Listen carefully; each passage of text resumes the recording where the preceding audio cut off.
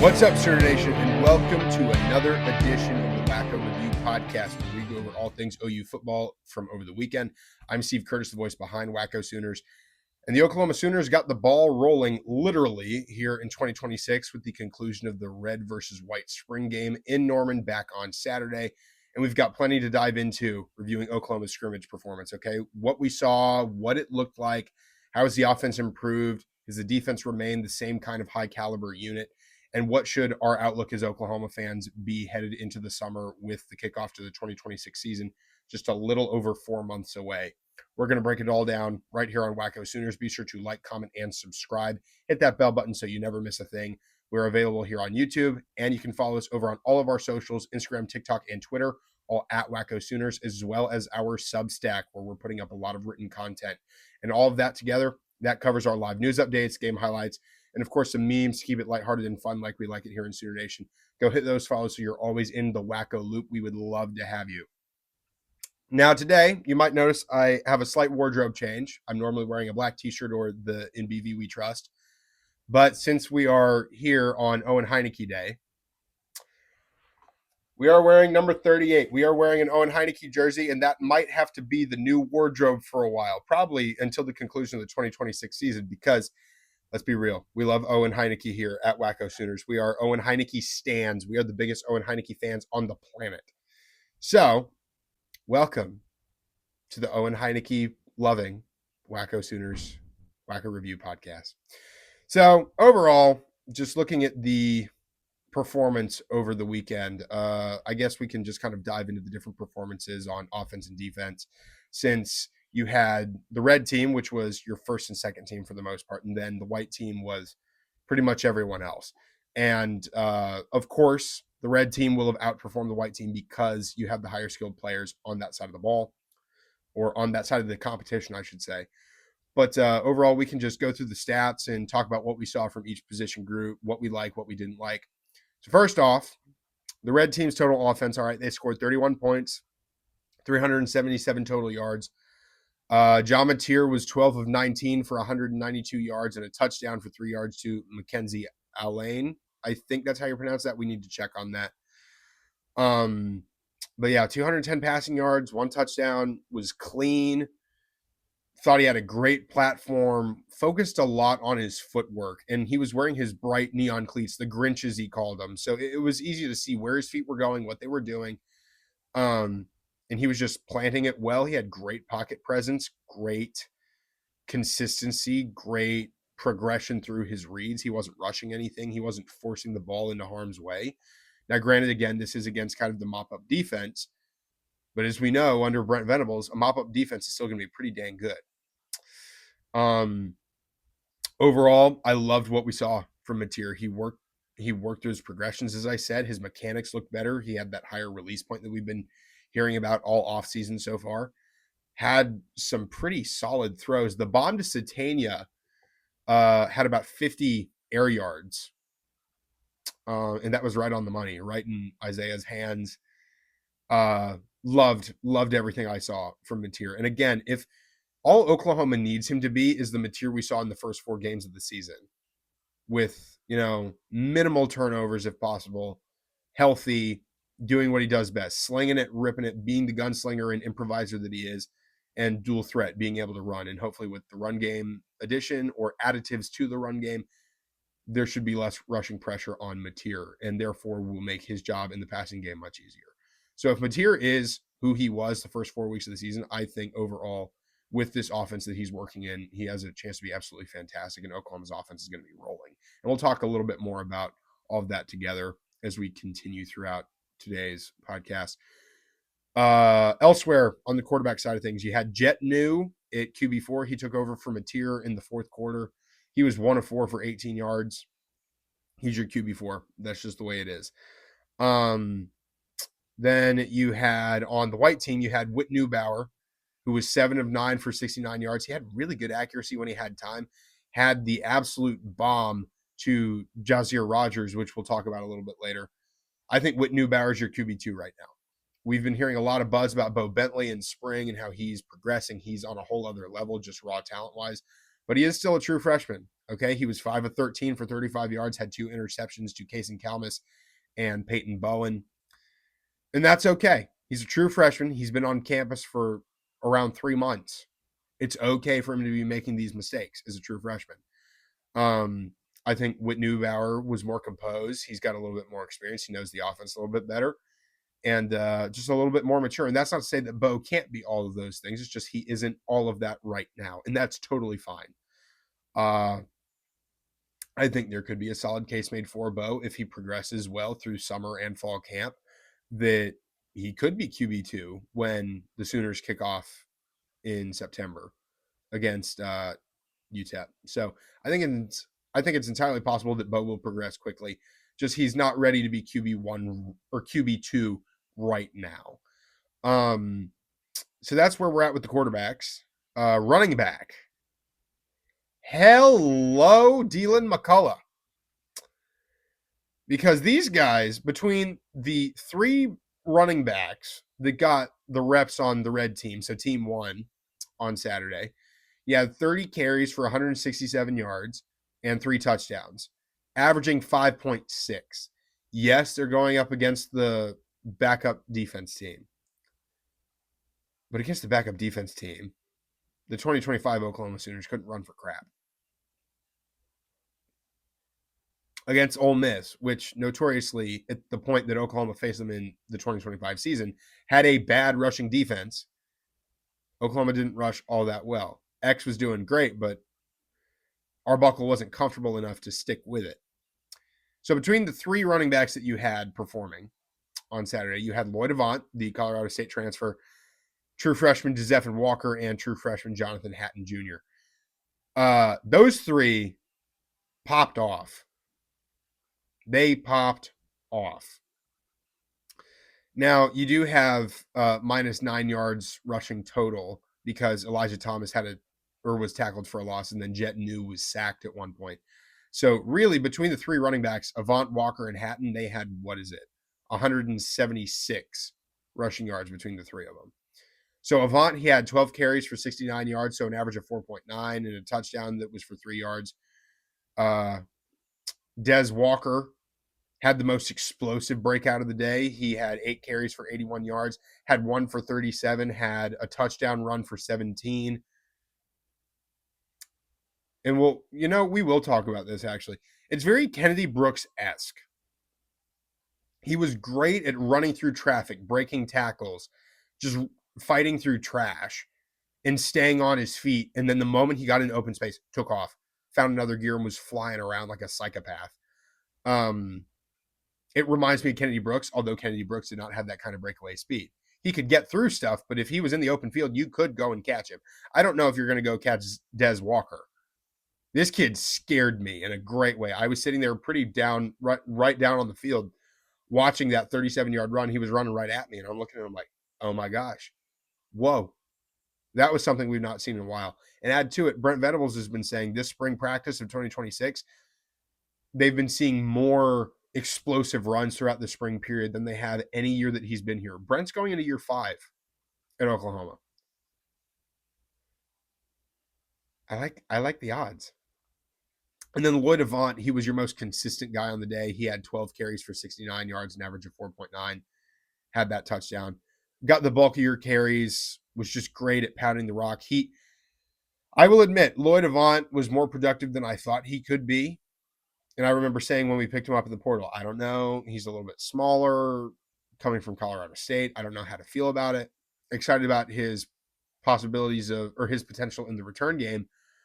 But he showed out as running back 1 on Saturday in the absence of Xavier Robinson, and Torrey Blaylock did a really good job. I was very impressed. And then Jonathan Hatton only had 6 carries on the day, 26 yards, 4.3 average, had a touchdown run for 12 yards where he carried a pile of defenders on his back. He had, I think, 3 or 4 of them just tied to him, and he just dragged them in for about 10 yards to get the touchdown. That dude is a freaking creature on the football field. He's 6'1", 230 pounds as a true freshman. He's 18 years old, and he's already a freak. And then I saw on Twitter earlier today, actually, a group photo, Dylan McCullough and his running back room. They all look like freaking bodybuilders. Even Gabe Sawchuk and Ben McCreary, the walk-ons, are scary, dude. They're all jacked. They are all beefed up, ready to run through someone's face. And I'm here for that. Completely here for that. Let's freaking do it, guys. Let's pound the rock. Let's go to town. And that's what I think we're going to be able to do. Because add to it, you've got the tight end room coming in. And we'll talk about the tight ends of the run game right now before we get into the passing game. But the tight ends are doing a great job from what little we've seen. All right. Saw a lot of 12 personnel sets out there. A lot of Hayden Hansen and Rocky Beers run blocking. Saw a lot of JVD, Jack Van Dorselaer. And they were doing a really good job. I was impressed. I'm seeing Rocky Beers and Hayden Hansen get in the faces of these defensive ends on the white team, just pounding away and pushing them back, making the creases. And really, really impressed me. As for the outlook on the run game as a whole, you didn't even have Xavier Robinson and Torrey Blaylock out there on Saturday because they're still recovering from injuries. That is a solid top 5 set of running backs. You got X, Torrey, Avant, Dez, and J Hat. Those are your top 5, and they're all studs from what we've seen. I'm here for it. Let's use it. Now, as I said, talking about the tight ends, let's talk about the passing game or the receiving game because we've already talked about the passing game, the quarterbacks. So there were 13 receptions for 210 yards, 1 passing touchdown, an average of 15.2 per reception. So that's a first down and some change. I like that. Your leading receiver on the day was a Rocky Beers, Mr. Tight End 81, if I'm not mistaken. Let's double check that actually. It should be Rocky Beers. 81. Yeah, he's at 81. So Beers 81. Those jersey sales are going to go crazy. I can't wait to pick mine up actually now that I think about it. But Rocky Beers, he had 4 receptions, 65 yards, a lot of great ones where he just got the ball in his hands and he broke free, which is exactly what we were thinking we were going to see from him a lot. He's not going to touch it often, but when he does, he's going to go and do something with it. And got a lot of big yardage. All right.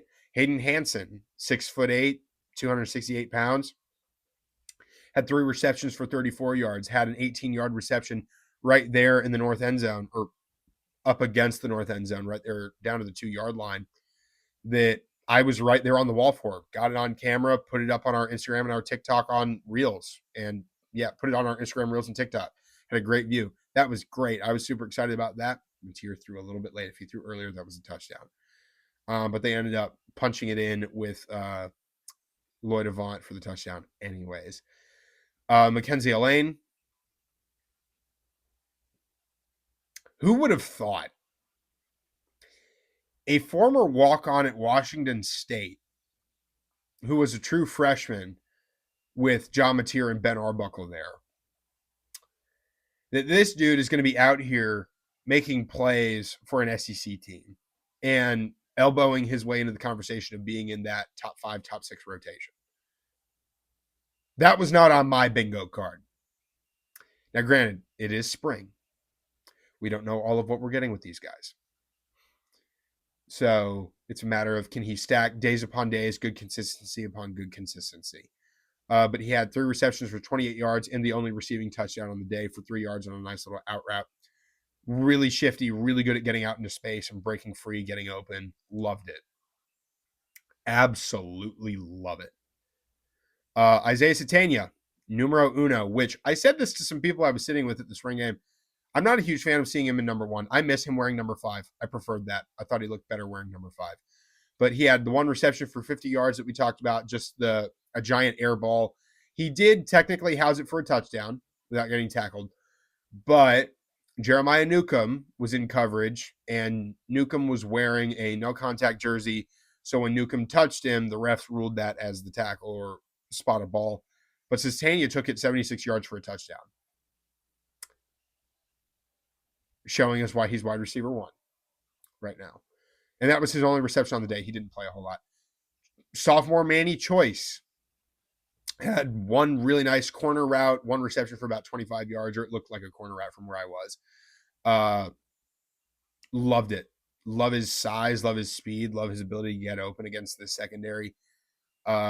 We are all well versed in how size when it comes to wide receivers has been lacking at Oklahoma the last 2 or 3 years.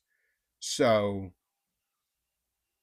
I like what I see in a big guy like that, 6'4", getting after it, doing what he's got to do to get work done and be productive. Now, granted, he only had the one reception, but it was a big one. And he made a lot of crazy moves, and he was still getting open all day. So I love what we're seeing from Manny Choice. Jonathan Hatton also had one reception for about 8 yards on a 4th down, if I'm not mistaken. Mateer rolled out right, just popped it up for Hatton. Hatton got it, had to run through some trash to get the first down, but he did. So fantastic there. As for the other 2 big names or 3 names, I should say, that we really want to think about, Trell Harris, he sat out, still recovering from a procedure at the conclusion of last season while he was at Virginia. Parker Livingston played a little bit. Elijah Thomas played a little bit. So it was known that Harris was not going to play. Satania, Livingston, and Thomas, the 3 of them missed the most recent practice because they were not fully healthy, not fully available. So it was good to see them out there. We didn't see a ton of either of them. Neither of them had any production on the field on Saturday, but they were out there moving nicely. They were doing well. And I'm excited to see what the 2 of them bring to the table here in the fall as well. What else we got here in the receivers? Yeah, that's it for the receivers. Or no, actually, I can't believe I almost forgot this. So the last wide receiver we need to talk about today is number 2, Jazier Rogers. This kid is a freakazoid. His first reception of the game, it was the white team's first drive. So Whit Neubauer's back in the pocket, and he's just sitting there waiting. And he's got eyes downfield. He's waiting to wind up and just yeet it down there. And I look downfield and I see Jazier Rogers breaking free on a deep crosser. And he just gets out there. And Neubauer hangs it up for him, puts it right in his hands. And I'm just sitting there like, oh my gosh. We haven't seen something like that in a while. Now, yes, he's a true freshman. But that's something to be excited about against these Oklahoma DBs. The Jay Valai disciples that are now being coached by Lamar Morgan, and then, of course, the safeties from Brandon Hall. No words. Super excited about that. He was the white team's main offensive weapon. Anytime they needed to get something done, they looked to him. But he ended the day with 5 receptions for 70 yards, had that 39-yard deep pass, was the go-to guy over there. Just, you need something done. Where's number 2? Looking around. There he is. Boom. Give it to him. And his nickname's Spider-Man. He was flying around like Spider-Man out there. So start the Spider-Man memes now, because I'd be shocked if we don't see him come out this fall. Now, of course, like Mackenzie Lane, it depends on, does he stack days throughout summer practices and fall camp? Is he consistent in being what he needs to be? As for the offensive line, loved it. This is the most experienced offensive line that we've seen at Oklahoma in a while. Probably going to be the best one that Brent Venables has had in his 5 years. You've got Jake Michaela back at center. According to Brent, he really attacked the offseason. He's been a monster, put on the weight that he lost from the infection he had at the end of the year. Mike Fasusi is stepping into a bigger leadership role, getting on the running backs when they aren't hitting the creases that they are making for them. Eddie Pierre-Louis progressing. Ryan Foje's in at right guard. And then you've got Amarion Harris out at right tackle, and he did really well. I was very impressed by this offensive line. I'm excited. Now, you feel not great about the depth you have. You have maybe 7 guys that you feel really good about. You've got Heath Ozida there that can slide into guard. And then you feel kind of good about Deacon Schmidt and Noah Bess as true freshmen, kind of figuring things out and getting the system under their belt. Feel good about Caleb Neto when he comes back from injury to fill in at second level center, or the second on the center depth chart. But depth is a real problem, and that's why Oklahoma's loading up on the offensive line in the 2027 recruiting cycle. Right now, they've got, I believe, 6 or maybe 5 right now. 5 or 6 right now on the offensive line. But yeah, the offense looked great. I loved seeing what I was seeing. I think altogether, if the offensive line stays healthy and John Mateer stays healthy, this offense is going to be rolling. Without a doubt, I think they will be rolling. Now, as for the defense, I'm going to throw out, I've got the whole stat sheet of defensive players from the game here, but I'm not going to go through everybody. because that's just a lot of just numbers to throw at you. But ultimately, you had a lot of great production from guys on both teams, both the team 1 defense and the team 2 defense. So team 1, you had Michael Boganowski out there like a freak. He had 6 tackles and he sacked Bo Bentley. Cortland Guillory, he had 5 total tackles. 2 of them were tackles for loss. So again, that's a lot of that corner blitzing stuff that we love to see. I think the defensive MVP. I think the defensive MVP. There we go. Excuse me, Danny Okoye, number 16 out there at defensive end. We've been talking all offseason about, okay, Taylor Wine is defensive end number 1, but we need someone else to fill in the DE2 spot behind him. And it was between Danny Okoye and PJ Adibaware. And one would think seniority, also coupled with the whole PJ transfer portal situation a while back, where PJ entered, then came back, that he would be next up. But he's been injured a lot this spring. And Danny Okoye has had full run at that second defensive end spot. And he made his presence known on Saturday. He had 5 tackles, 2 for losses, and 1 quarterback hurry. He was just getting back there all day. He was in that white team's backfield. He was breaking in, saying, hey, guys, this is my house now. Going after it, getting work done. And I'm so excited to see that for him. He's put in the work. He's put in the time. Really excited to see that for him. Elsewhere on the defense, Kip Lewis, what you expect. Absolute dog. Peyton Bowen, Eli Bowen, absolute dog. Jacoby Johnson, looking great. Taylor Wine, looking great. Reggie Powers has stepped into that number 1 cheetah spot. Absolute freakazoid. Had 3 total tackles and a PBU. I think the second case for defensive player of the game would be Nigel Smith. So remember, he was recruited as a defensive end, had to miss his first season due to an injury, slid inside to defensive tackle, and has been waiting his turn. And as we've talked about here before, and as we've written about over on our Substack, Nigel Smith has been getting a lot of the defensive tackle 1 reps because Jaden Jackson and David Stone are out right now, still recovering from procedures from the tail end of last season. So Nigel Smith has been getting the number 1 reps at defensive tackle. And per Brent Venables, he has become a completely dependable guy up front, someone you can really rely on. And absolutely tore it up. Did everything he needed to do. Cooked all across the board. BV also said that Trent Wilson, who's been getting a lot of the DT2 snaps in spring practice, has also been stepping up. And he's performing tremendously with the weight of Stoney and JJ being out right now. So takeaways from defensive tackle, expect that you're going to love your 2 deep there at least. As for the 3 deep, you've got Brian Harris and Tank Carrington. They both looked really good. Carrington had 2 tackles and a sack. Brian Harris had 2 tackles and a sack as well. Those are big young guys that Todd Bates is going to pour a lot into. We've been hearing a lot of Carrington buzz throughout spring ball. And with the whole new redshirt rule being instead of the traditional 4 games, it's now up to 9 games that a freshman or that a player can compete in and then still not count towards their eligibility. Expect to see a good chunk of Tank Carrington and Brian Harris there at defensive tackle. So yeah, I think you're going to be pretty well set at defensive tackle, but we'll talk about that a little bit more in depth here in a bit. Elsewhere on the defense, mainly over on the second team, Omarion Man Robinson there at safety. He looked great, had 7 tackles, a deflection, and then forced a fumble as well. Really excited about Nico Jandro back there. Had 7 tackles as well. Tristan Haynes at corner coming along nicely. Again, 7 tackles and a tackle for loss.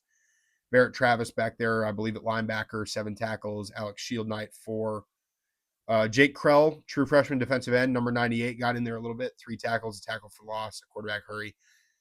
He will be utilized in 2026. Maybe not a whole lot, but he's going to get in there and get some experience. Derek Johnson was looking good too. They're a true freshman corner. Prince Igioma, the transfer from Mississippi Valley State, I think is where he came from. He looked good as well. High school teammate of John Mateer. And then CJ Nixon out there at edge also did well. Good to see him coming along a little bit more. And then Jeremiah Newcomb, of course, no contact jersey, so didn't get a ton done. But he's been working primarily, exclusively at Cheetah this spring. Even if he isn't in a no contact jersey right now, still getting over his injury. But Nuke is going to nuke him.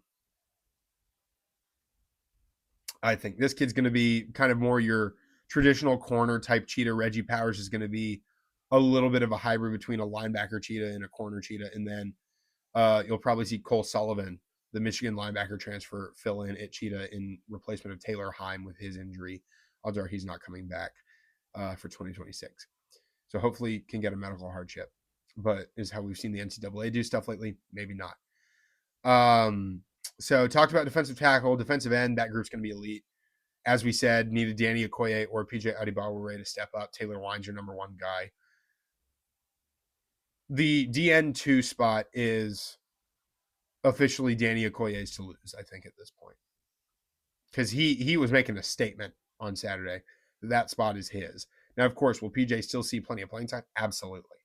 Absolutely he will. Because we know this defensive staff, they love rotating players. You see 20 plus up to 30 guys in a game just on the defensive side of the ball. You can't do that as much on offense because offensive line, you need that chemistry, you need the skill positions. But ultimately, like, this defense is going to be solid. And then, so behind Taylor Wine, Danny Okoye, and PJ Adibawore, you've got the other edge rushers. You've got Wyatt Gilmore. You've got Jake Krell. You feel really good about all those guys. So love the depth there. Defensive end play is going to be elite. The linebackers, and in honor of number 38, we are going to talk a bit about Owen Heineke. So he did not play on Saturday, and that makes sense because he's not participated in practice. He's been there hanging out and helping out, but he's not been actively practicing. So it would be a dumb idea for him to go out there and play like he's been playing all along. First off, I've been sitting here on this for a couple days. Dude is gargantuan now. I've looked at the photos and pictures of him running out of the tunnel to many men by himself, and I look at photos of him from last year. Dude has put on a lot of weight. He's put on muscle. He's big. He's swole. He's strong. Dude is scary. Dude is an NFL linebacker already, just with the workout routines that he had to be doing to get ready for the combine and then the draft, which is coming up this week, which we will talk next week. We'll do a whole draft review on the next Wacko Weekly. But this linebacker core needed Owen Heineke, and we've talked about that at length because the depth aspect, you only had Kip and Cole Sullivan that you felt really good about. You don't know what you're getting with James Nessa. You just lost Taylor Heim to an injury. And then you had otherwise, everyone else was either a true freshman or a redshirt freshman. But with Kip, Heineke, and Cole Sullivan as your three-man rotation there at linebacker, throw in James Nessa here and there, and then occasionally some of the younger guys to give them some more experience. I feel really good about this linebacker core now. I felt good about it. Like Brent Venables, the linebacker doctor that he is, obviously you're going to feel good about the linebackers at the University of Oklahoma. But you needed that key piece. You've got your field general on defense back and proven production. And if Owen Heineke goes and takes the production he had in those 5 games he had as a starter at the end of the year, so a little less than 40% of the season, and we talked about this in the hearing recap last week, but Owen Heineke had over 50% of his production. I think it was 55% of his production in the last 5 games of the season. If he's playing like that for 12, 13 or more games in 2026, leading the way, that itself is huge. And then, of course, you know that Cole Sullivan and Kip Lewis will also be getting their pound of flesh as well. But feel great about the linebackers with Owen Heineke added back to it. Now let's talk about this secondary. Because in 2024, Oklahoma was one of the worst teams in terms of giving up explosive pass plays when it came to the defense. And in 2 seasons, that has completely turned around. Last year, they were a lot better. This year, I think they're going to be elite because you've got Eli Bowen, Cortland Guillory, Jacoby Johnson as your top 3 corners. You'll probably see a lot of Tristan Haynes as well. And then at safety, you've got Peyton Bowen, Michael Boganowski, Man Robinson. You've got Jeremiah Newcomb and Reggie Powers back there at Cheetah in more traditional defensive back situations. The secondary is going to be good, guys. It's going to be good. And here's the thing. Safety has never really been the problem because you had Billy Bowman, you had Robert Spears-Jennings, you had Peyton Bowen, you've got Michael Boganowski, you've got Man Robinson. You feel great about what you have at safety. It's always been kind of issues with corners. Remember Kanai Walker, Des Malone, Beat Deep Malone. Jay Valai took his time to make sure he accumulated the talent he wanted and needed in order to make an elite corner room. And then he left for the Buffalo Bills, which mad respect to him. Go get yours, buddy. And then handed over an elite, talented room to Lamar Morgan.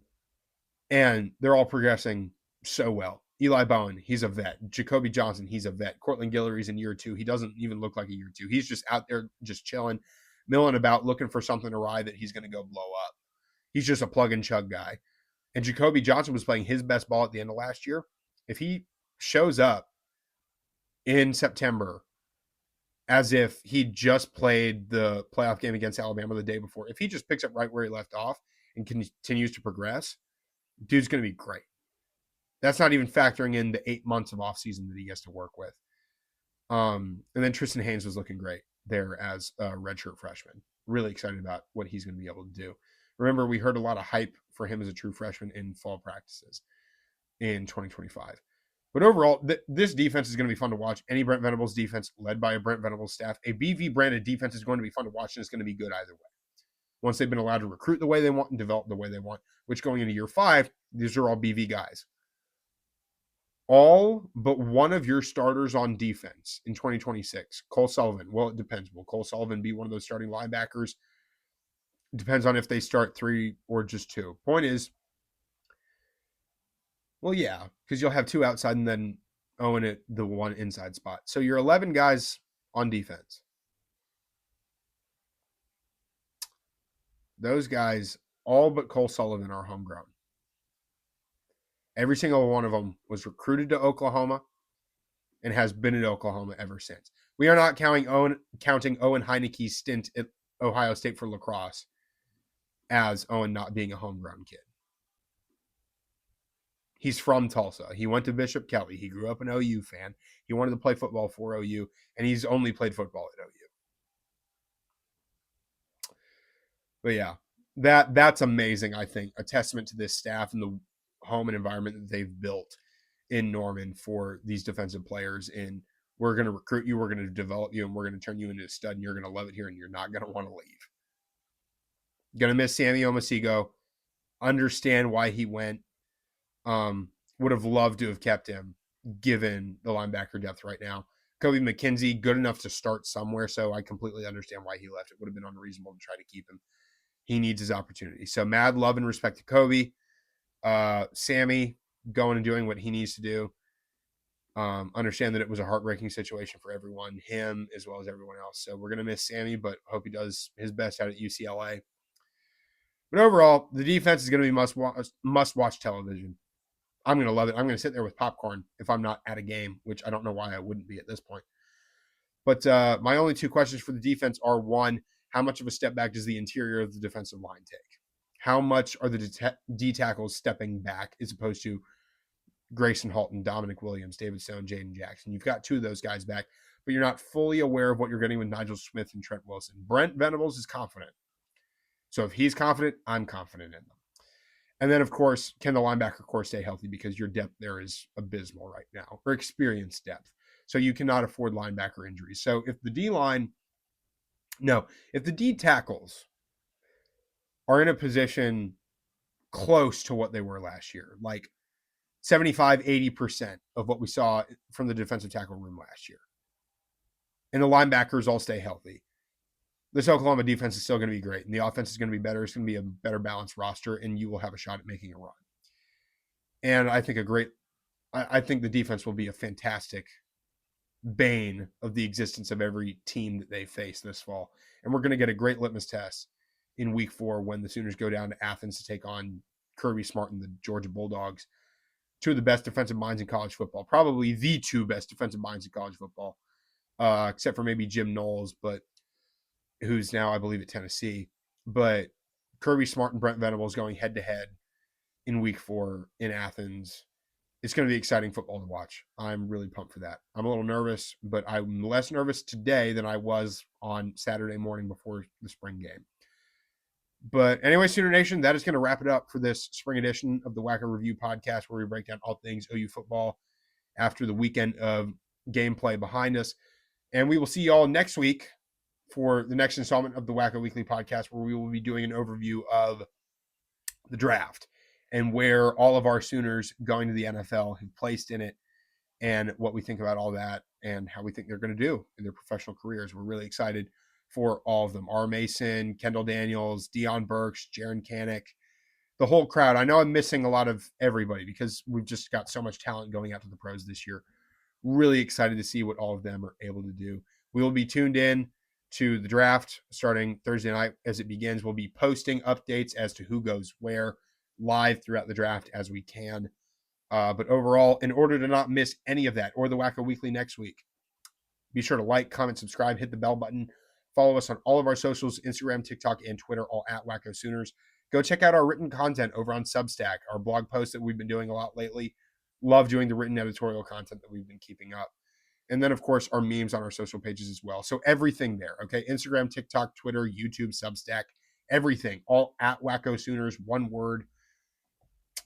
And, yeah, we'd love to have you join the Wacko Loop if that is something you're inclined to do. But go hit those follows, all right? It costs you nothing, and we would love to have you. But anyways, that being said, Sooner Nation, have a great week. Enjoy the draft. Enjoy seeing where our boys are going. We are so excited for them.